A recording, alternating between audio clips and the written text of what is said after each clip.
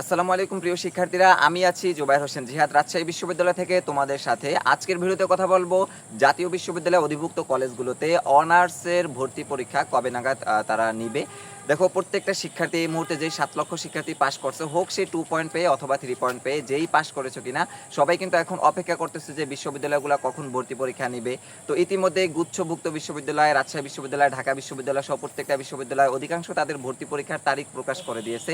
অপেক্ষা ছিল তোমরা যারা কম পয়েন্ট নিয়ে পাস করছো, তারা অপেক্ষায় ছিল যে জাতীয় বিশ্ববিদ্যালয় কখন ভর্তি পরীক্ষার বা সার্কুলারটা দিবে বা কখন পরীক্ষার তারিখ প্রকাশ করবে। সেটার আজকে ভিডিওতে সেটা তোমাদেরকে জানিয়ে দিব। ভিডিওর শুরুতে বলে রাখি, টার্গেট ইউনিভার্সিটি 25 চ্যানেলটি সর্বদা শিক্ষা সংক্রান্ত এসএসসি, এইচএসসি ও এডমিশন নিয়ে কাজ করে। তাই চ্যানেলটিতে যদি তোমরা নতুন হয়ে থাকো, অবশ্যই সাবস্ক্রাইব করে পাশে থাকা বেল আইকনটি বাজিয়ে রেখে আমার সাথেই থাকো।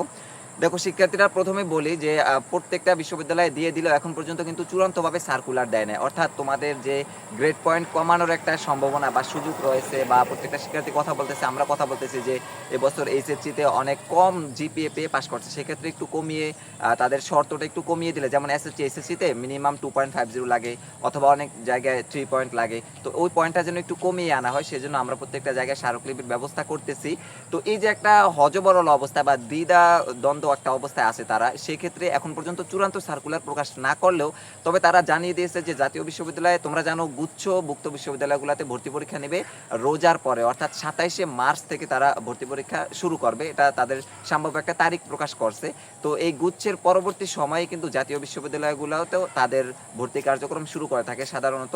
সেক্ষেত্রে ধরে নেওয়া যায় বা বলা যায় পর্যন্ত যে যেহেতু গুচ্ছভুক্ত বিশ্ববিদ্যালয়গুলোর ভর্তি পরীক্ষা শেষ হবে 10ই এপ্রিল, রোজা হচ্ছে, রোজার পরে মানে নির্বাচনের পরে রোজা, রোজার পরে ঈদ, ঈদের পরে হচ্ছে গুচ্ছভুক্ত বিশ্ববিদ্যালয়ে ভর্তি পরীক্ষা, গুচ্ছের পরে হচ্ছে জাতীয়। সেক্ষেত্রে অনেকটা লং টাইম আছে সময়, তোমাদের এখানে কোনো চিন্তার কারণ নেই। যদিও তোমাদের জন্য একটা দুঃসংবাদ ছিল, আমি আগের ভিডিওতে তোমাদেরকে বলে দিয়েছিলাম যে এবছর 35-এর নিচে পেলে তারা ইলিজিবল করবে না, এরপরে তারা গ্রেড পয়েন্টটা কমাবে না, শর্ত কমাবে না, সেগুলো হচ্ছে পরের বিষয়। তবে তোমাদের ভর্তি পরীক্ষা ধরে নেওয়া যায় যে রোজার পরে হলেও এখনও অন্তত পক্ষে তোমাদের হাতে প্রায় 6 মাসের 2 মাস 5 মাসের প্লাস সময় আছে তোমাদের হাতে।